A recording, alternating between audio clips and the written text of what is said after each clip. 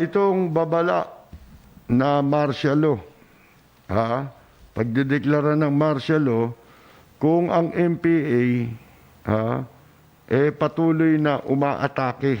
Ito sabi nagbabala si Presidente Duterte na magdideklara ng martial law kung if lawlessness of and disruption of aid delivery by members of the New People's Army continue in this time of COVID-19 crisis. In a public address aired Friday morning, Duterte said he is notifying the military and the police that he might declare martial law, citing a recent attack of the communist rebels against soldiers. Di ba dati na yan? Wala naman panahon na hindi umaatake ito. Halimbawa, nagdi-deliver ng serbisyo. Saan magdi-deliver? Sa probinsya. Pagpalagay mo, Quezon. Di ba lahat ng dadaanan yan may militar? Di ba? Di dapat may mga nakabantay na militar. Upang nang sa ganun, yung mga delivery hindi ma-disrupt. Umaatake ang MPA. Bakit? Hindi ba alam ng AFP? Wala bang intelligence ang AFP kung saan ang mga positioning ng mga rebuilding MPA? Wala ba? Di mahina intelligence natin. Ang daming armas ng AFP. Ba't hindi nagagamit dyan sa MPA? Di ba ho, mga kaibigan? Kailangan ba ideklara ang martial law para labanan mo yung MPA? Hindi ba continuing yung insurgency problem dito sa Pilipinas? Hindi naman natigil yan Kahit nung martial law ni Marcos, may MPA din Hindi ho ba? Hanggang sa pumalit si Cory. Ang ginawa pa nga ni Cory, nilegalize yung pong communist ideology dito sa Pilipinas. Pinayagan na yan maidoktrina sa tao, so long na hindi na sila gagamit ng armas, di ba? Na pakikibaka. Tinuloy din di ba? At saka, di ba, ang may kasalanan dyan, gobyerno rin. Dahil kinakausap nyo rin May pistok pa kayo hindi ba? Ang laki ng perang nauubos sa pistok. Biyahe-biyahe, mga kwan. Para kausapin mo lang, mga walang kwentang kausap yan. Sabi ko nga sa inyo, matagal ng problema yan. Hindi naman nakuha sa usapan yan Wala namang ibinungang kahit na katiting na mabuti ang pakikipag-usap dyan. Ngayon, pag sinabi mong martial law to, ang gumagawa ng ligalig, MPA. Pagka martial law ba? Ito nga, wala pang martial law, grabe na Kung tutuusin mo kung wala lang pandemic. Kung wala lang itong China virus pandemic na to, mga kaibigan, mas grabe ito sa martial law. Ito nakikita natin. How much more kung may martial law? Ang problema, ginawa ng MPA. Ginagawa ng MPA, matagal nang ginagawa yan. Pati nga yung mga rebuilding Muslim, di ba, may kinatay na naman ng mga sundalo nung kamakailan. Mga kaibigan. Bakit may ganyan? Di ba, may Bangsamoro, kung ano-ano na tayo. Di ba? Natigil ba? Alam nyo, nung panahon ni Marcos, natahimik yung mga yan Kasi binomba yan, pinulbus yan. Sayang lang pakikipag-usap natin, sa rebelde, sila yung nanggugulo eh. Kasi kung ganyan din lang ang gagawin natin, magiging baby sila. Pagka kinakausap mo, di mabuti pa yung publiko, gawin na lang ganun, para kausapin din sila ng gobyerno. Ganun din ba yun? Oh, mga kaibigan, ba't di nyo pulbusin? Hindi ba? Pulbusin nyo, may military tayo eh. Ba't yung atat na atat tayo sa martial law? Ano ba meron? Ha? Ano ba gusto natin talaga? Ang kalaban ba natin ngayon, ano? MPA ba o COVID? Di ba? Oh, itong ginagawa ngayon, sasabihin natin, sa totoo lang, masahol pa yan sa martial law. Kaya lang, payag tayo. Bakit? Makabubuti ito eh. Siyempre, kung ano yung makabubuti. Yung ba martial law, makakabuti? Bate ka muna. Oh, paano mo na lamang makakabuti yan? Ha? Ngayon, tayo, nag-aalala, hindi makakabuti. Bakit? Wala tayo nakikitang indikasyon. Ha? Na ang gobyerno ay para sa mamamayan, yung sinasabing, government of the people, by the people, of the people. Ano ba yun? Alimutan ko tuloy. Hindi ba? Wala tayong masabi na ang armed forces ay magiging protektor ng taong bayan. At saka wala namang laganap na karahasan. Isolated naman yan. Ang totoo nga niyan yung martial law hindi nakatulong sa Mindanao pagdating sa insurgency. Nakatulong ba yon yung martial law sa Mindanao? Hindi naman eh. Di ba meron pa rin? Oh. Gaano katagal idiniklara martial law? At saka, papayagan ba yan ng Senado, ng Kongreso? Mga kaibigan, ba mahirap yan? Kasi po, hindi naman nangangailangang i-martial law mo sa kasalukuyan o ideklara mo yung martial law, mas lalong nakakatakot yung abuso. Yun ang nakakatakot. Hindi ba? Sabi ko nga sa inyo, incomparable si Marcos, yung martial law ni Marcos. Si Marcos kasi responsible leader. Binibigyan ko kayo ng example base sa mga tunay na pangyayari na hindi makikita mo, hindi magagawa ngayon. Oh, magagawa ba ngayon na magpakulong ng mga supporter at saka ng mga kaalyado sa politika? Hindi naman nila magagawa yun eh. Nga mga nagsipagnakaw, di nga na-demanda eh. Di ba? Wala mga kaso eh. Oh. Paano tayong,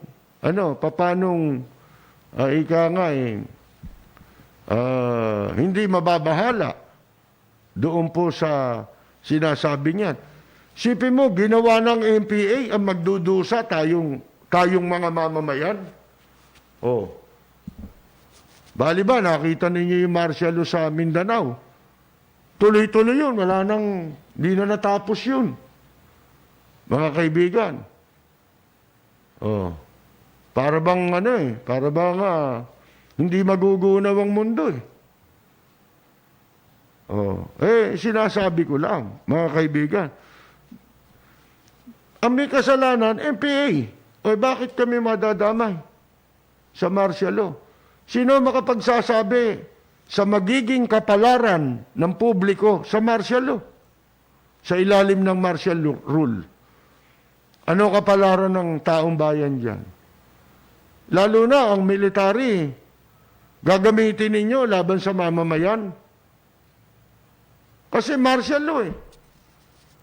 Oh, mga kaibigan, ito nga military na to, na supposed to be ay nanumpa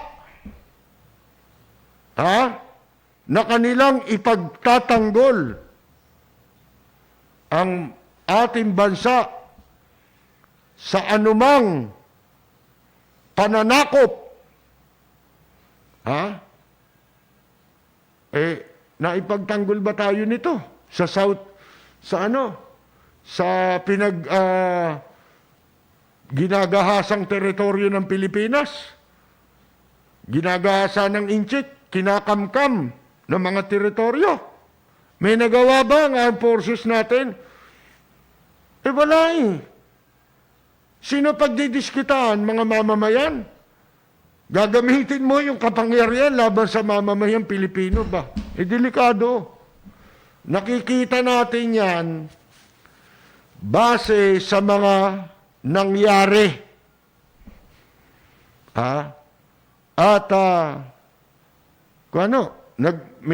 Nagmamanifest sa mga performance ng armed forces ngayon. Parang ang bansa nga natin, parang walang AFP. Parang dekorasyon lang eh. Pero pag sa mamamayan gagamitin nakakatakot, di ba? Kasi yun ang lagi nangyayari. Ang kaya lang paggamitan nung kanilang sinumpaan tungkulin, mamamayan, baliktad. Imbes na yung kalaban ng mamamayan. Doon magamit. Yun ang sinasabi natin.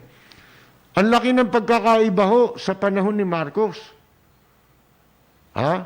Sa panahon ni Marcos, ang Armed Forces of the Philippines, ang nilabanan niyan yung insurgency.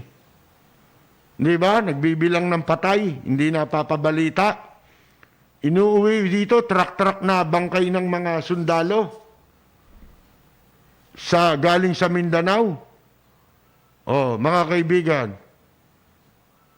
Hindi ba? Iba ho noon. Talagang ang pinoteksyonan yung mga peace-loving at mga law-abiding citizen. Dito hindi natin nakikita na yun sa sobrang pag-abuso na. Kadalasan nakikita natin abuso. Hindi natin sinasabing ganun ang gagawin. Pero yun na yung may mga indication na talagang purposely itong martial law talagang idideklara, naghahanap lang ng justification, ganon. Hindi tama yun. Hindi wala tayong kapasidad na maipamamalas, kundi magresulta tayo sa wars. Hindi ba yung martial law nga ni Marcos na sinasabi nating naging responsable naman, isinuka ng tao yun sa totoo lang Hindi ba? Kasi nga, marami rin ang nawala ng hanap buhay. Marami na perwisyo yun, kung tutuusin mo. Kaya lang, yung mga tulad natin, mga peace-loving citizen, hindi naman tayo kasali doon, di ba? Kaya lang naging biktima rin kami. Kasi tatay ko nasa media rin nawala ng hanap buhay. Hindi ba? Bakit kami ang gagawing collateral damage? Collateral damage ka. Yung buong mamamayan. Ang kalaban nyo, MPA, kaya nga tayo may armed forces Hindi ba? Para labanan yan wala man tayo nakikitang accomplishment ng armed forces. Tapos mababalitaan mo, sila ang inaambus. Ba't baliktad? Hindi natin alam kung ano yan. Sa buwatan ba yan ng MPA tsaka gobyerno? Hindi natin alam Alam niyo naman yung sinasabing conspiracy theory, di ba? Marami yan Unang-una, ang communist dito sa Pilipinas, wala nang ipinaglalaban. Tapos na sila eh. Wala na silang pwedeng mai-offer sa tao. Kung hindi, ang talagang trabaho na lang nila, mamerwisyo kung sino yung nakaupo. Yan na lang ang trabaho niyan. Magpalit ng gobyerno hanggang sa wala ng pagpipilian ng taong bayan at makikita nila na ang Armed Forces of the Philippines wala ng kredibilidad sa taong bayan. Yun, mananalo na sila. Yun lang naman ang trabaho niyan eh. Hinihintay niyan eh. Pero ngayon, wala silang pinaglalaban, kundi mang-agaw lang ng pwesto. Ano pa ang ibebenta nila sa tao na hindi nila napatunayan sa maraming pagkakataon? Katunayan, ilan yung mga nakaupong party list na kasapakat ng komunista rito sa Pilipinas? Ang dami niyan. Asan ang pera niyan? Banat niyo iba rito, banat ng banat sa pork barrel. Magkano pork barrel niya mga yan? Nasa nila dinala yun. Kaya hindi makasigaw yan laban sa pork barrel eh. Paano? Hindi rin nila kayang ipaliwanag kung nasan yung pork barrel nila. Gano'n sila karami at katagal nang nakaupo dyan sa Kongreso. Kung magkaroon pa ng representative yan, tatlo-tatlo eh. At hindi lang tatlo, dahil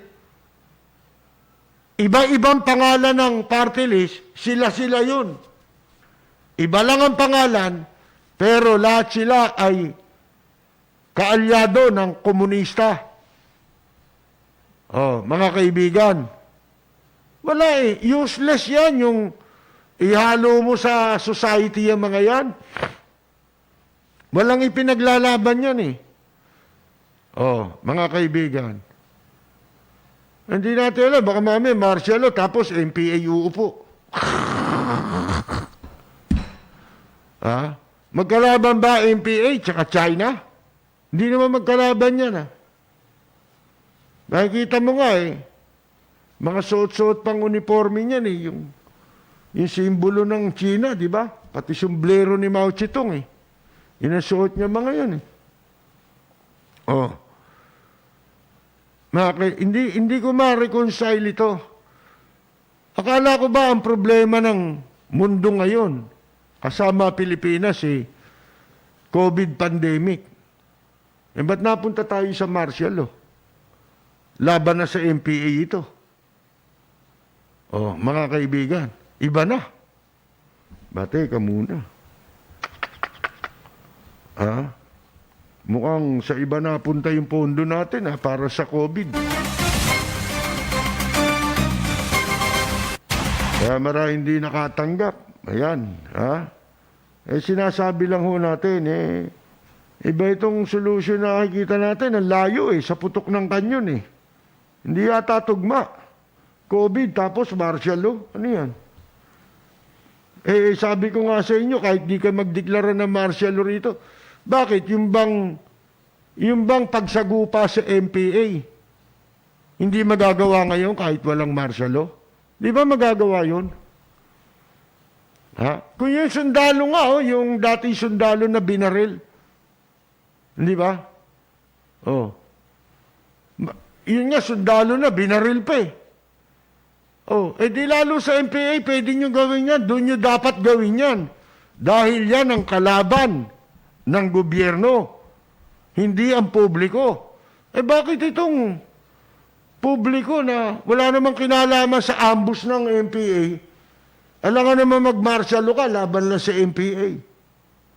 Hindi naman kailangang i-martial law mo para labanan mo yung MPA. Hindi ko makita logic nun. Ano simpleng paliwanag meron yun? Sige nga, mga kaibigan. Dasa-lasa nonsense, sabi nga.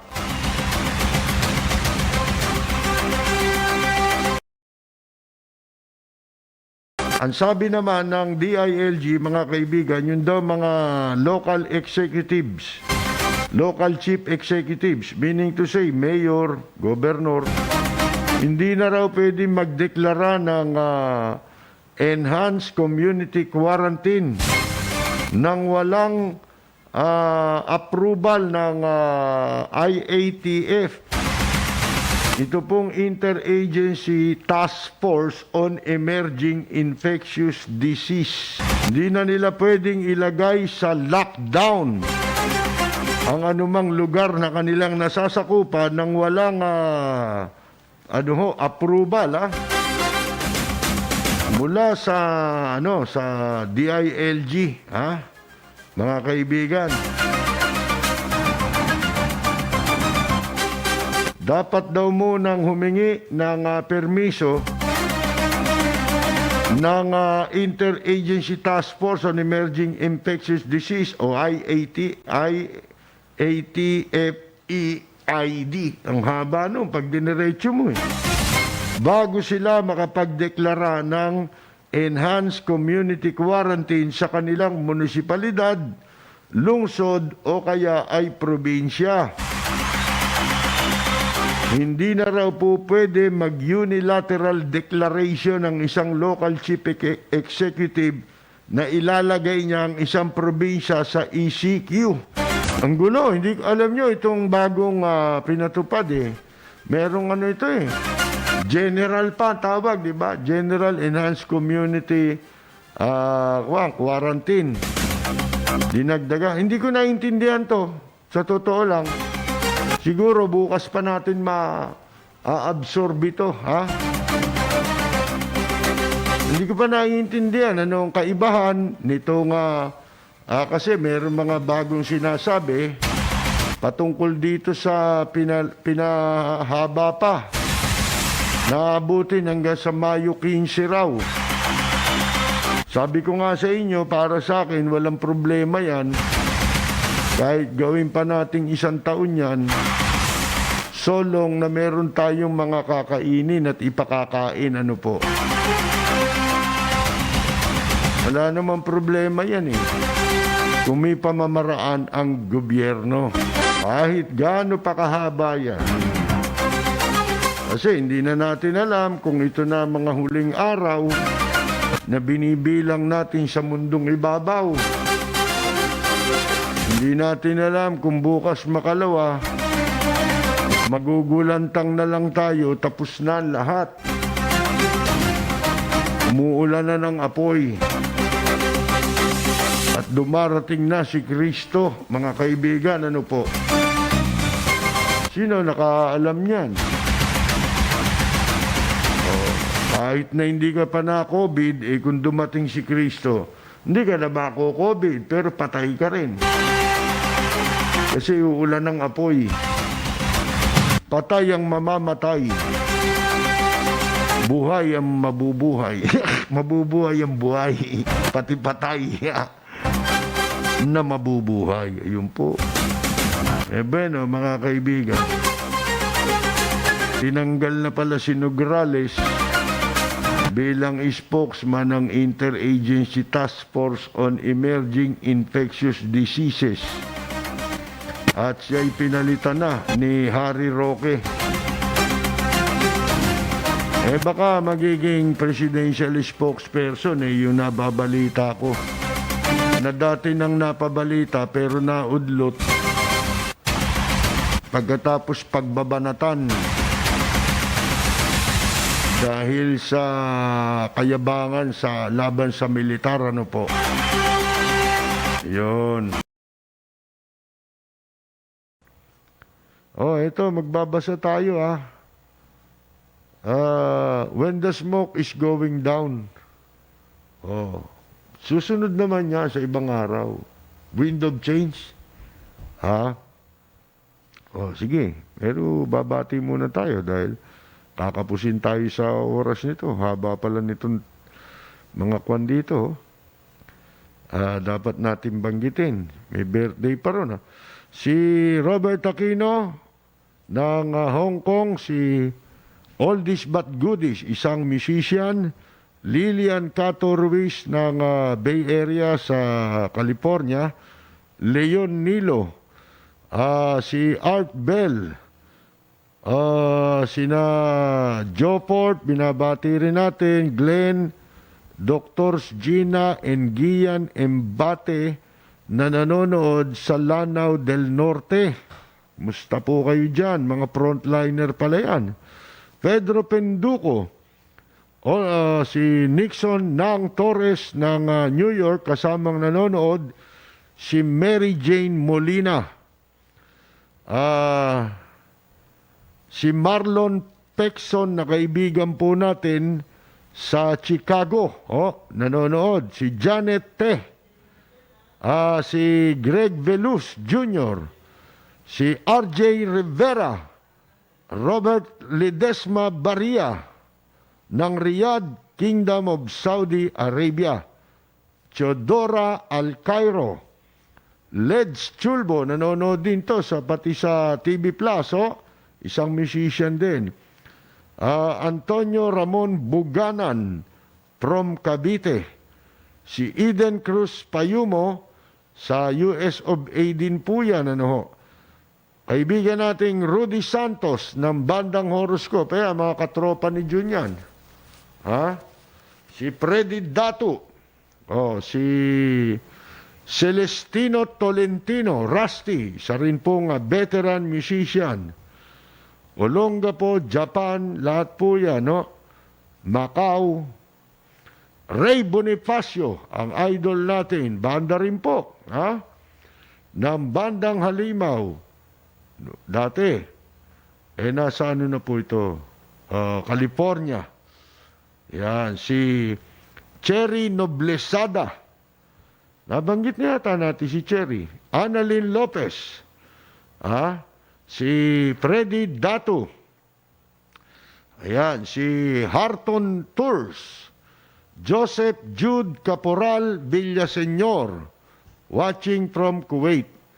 Si Jojo Brian Aspiras ng Maynila. Placido Corbito. Ayan. Si Willie de la Cruz, Ted Noriega di Maculangan, Steven Joe Fulion Ascares, Vanessa Rivera. Ang ating mga katropa, si Buenos Dias, Joel Diaz, siyempre si Arlene at Mon Varias sa Amsterdam, binabati natin. Si Carolina Luge, sa Italy rin po yan. Carol Torres Brihiño, si Susana de los Santos, Rosita DC, si ang mahusay na singer, actor, si June Di Valencia, si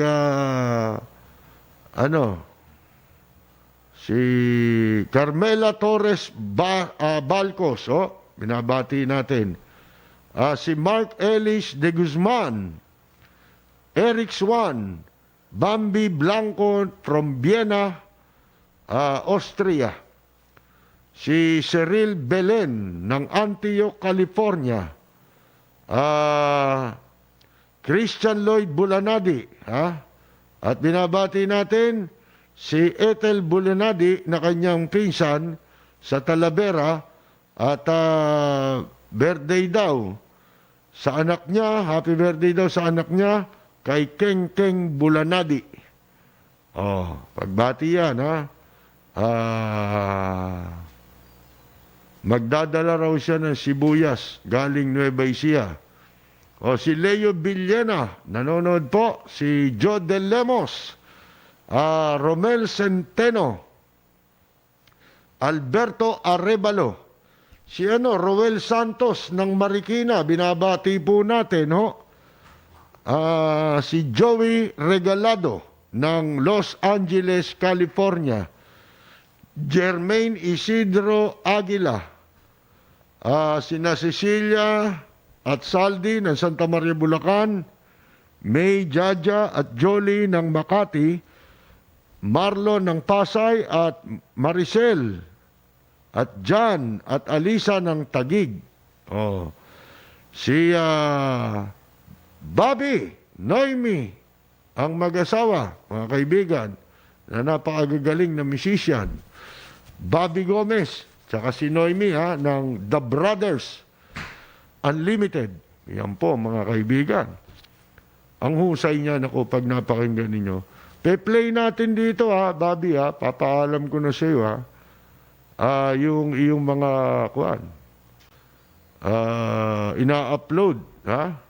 Si Jose Joy Asuan Belen, Arnel Mercado ng Winnipeg, Danny Boboy Duran, katropa natin Ella Samson Albiar, at ang nagdiwang ng kanyang kaarawang kahapon, si katropang Jorge Beichong dyan sa Tokyo, Japan, si Steven Joe Pulion Ascares, Nesitas Cervelas Fabros, ng Madrid, Spain. Yan. Si Leticia Alcones Garcia Hadera. Si Mark Hill Idanol. Binabati natin ang Idanol family ha. Si Dena Abiera Carpio. Si Arnold Apo watching from Hong Kong. Ayan. June Gillego. Melvin Garcia ng Brazil. Musta na ba dyan yung wanted? Nagtatagong leader ng dating daan. Si Eli Cuyucot Soriano. Okay ba? Wala pa bang COVID? Si Aljo Sherwin Yamson Ramos. Anong tawag dito? Katropang Yula Sotelo, isang veteran musician din. Si Dena Abiera Carpio. Zoilo Madla. Art Bell Jr. Ganun ba? Yung PBS ba? Yung channel na may mga documentaries? Hindi ko alam yan eh. Siguro sa Amerika yan, di ba? Hindi pa ba napanood ng Scorpions yung video na yun ni June? Naku, baka balak din nilang kunin si June pag narinig nila yan, di ba? Si Pedro Pinduco, relative po namin si Uncle Bobby La Madrid, pinsang buo po ng mother ko from Makati. Para kay June Gases yun, ha? Si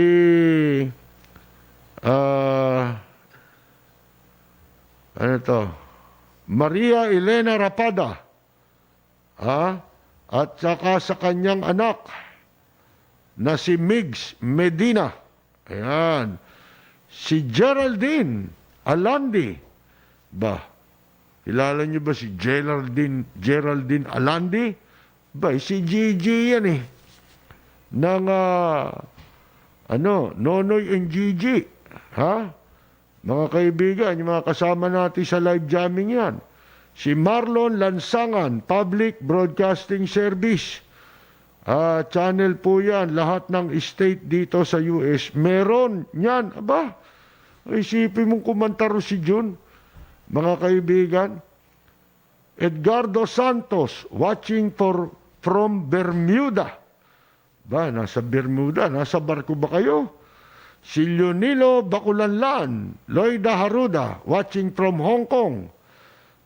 Nat Ferrer, watching from Macau. Si Jesse James, Chester De Leon from Cavite. Sa TV Plus po nanonood. Rachel Dolor. Kakatakot na si Jingoy, no? Si James C. Mata ng Bacoor, Cavite. Junski Walter Monhecabs. Si Tembong Rodriguez ng Sydney, Australia. Si Romel Penecitos ng Sauyo, Quezon City. Si Osias Catalan Olvido, watching from Shinjuku, Tokyo. Ayan. Si Noli Jacinto, when Junggoy is going down. Tawag pa niya sa sarili niya, Senator, ano? Nung pinag-uusap niya, Senator. Kunyari siya yun, Senator. Joseph Llanera, Lakan senator pa.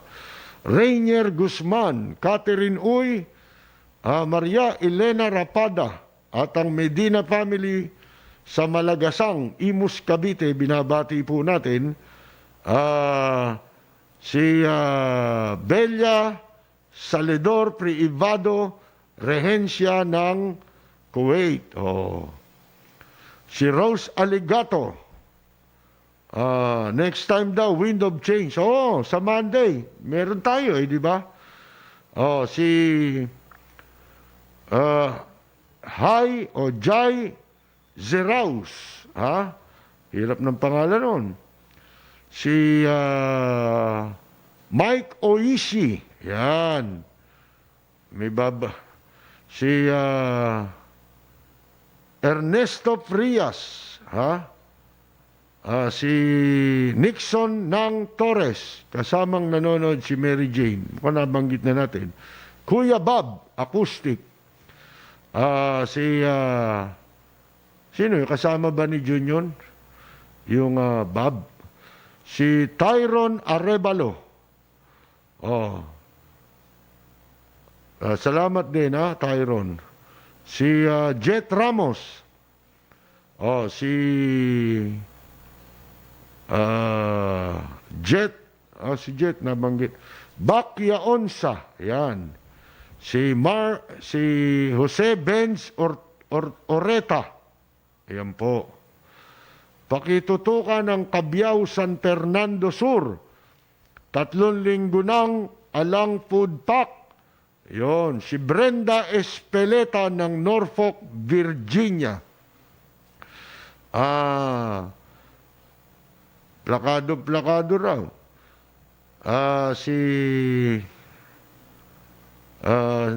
Eddie Bagiwan. Si Alvin Samson. Si Nesitas Cervelas Pabros, watching from Madrid. Ayan. Jerry Valeros.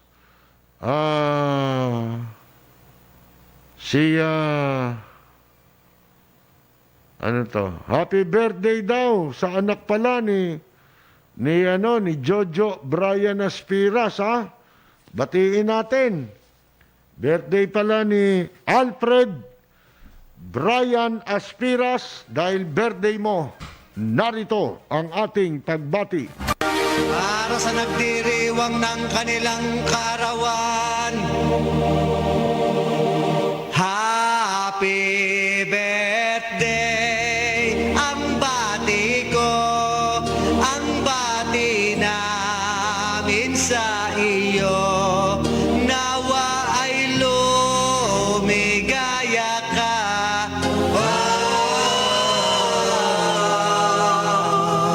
at abutin mo pa sana ang maraming kaarawan.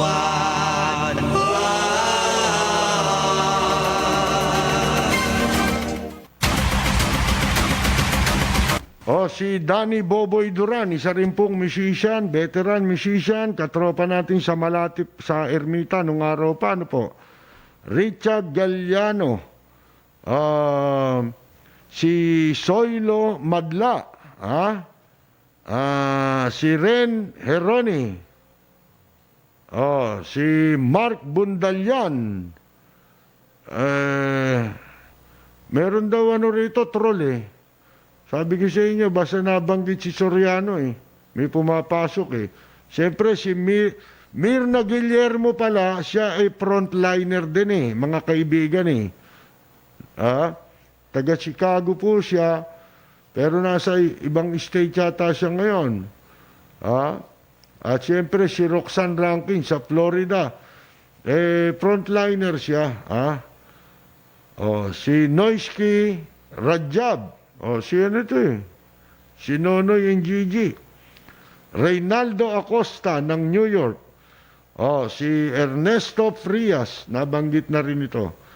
Gigi Karingal ng Italy. Kasi salita niya, Italian Buonasera, Kapersi e tutti. Ang pangit, no, pag ako nagsalita. Si Raul Trono ng Doha, Qatar. Si Len Mijares, Dennis Añonuevo, San Juan. O ito, tanggalin mo to. Block mo to. Si Dennis Añonuevo, San Juan. O, alagad ni Sorianing yan, mga kaibigan. Silvio Lugarte, night shift daw siya, kagabi. Si Edgardo Lim, ng New York. Si Joseph Barredo, watching from Dubai. Si Pindodido Hernandez Tumibay. Si Dena Abiera Carpio. Mukhang nabanggit na natin kanina yun, si Mina Enjape from Jojo at Mina dito sa Maryland, USA. Hindi nga nila kung inchik daw kaya yung babarilin. Hindi nga nila magawa sa inchik yun eh. Dito puro ginagamit ang kapangyarihan laban sa sariling mamamayan eh.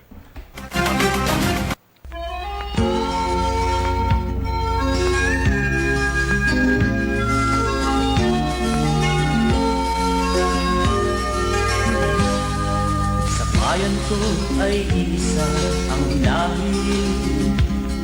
Dito'y wala ang pagkukunwari. Hindi padagay, sadyang kilala sa daigdig. May pagkakaisa sa bawat nais. Ang bayan ko makikilala mo ang isang kaibigang nagmamahal sa'yo.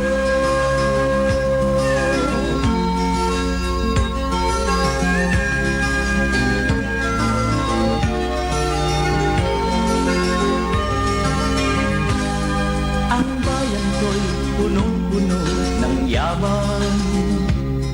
Bakit ito'y kailangan pag-iwanan?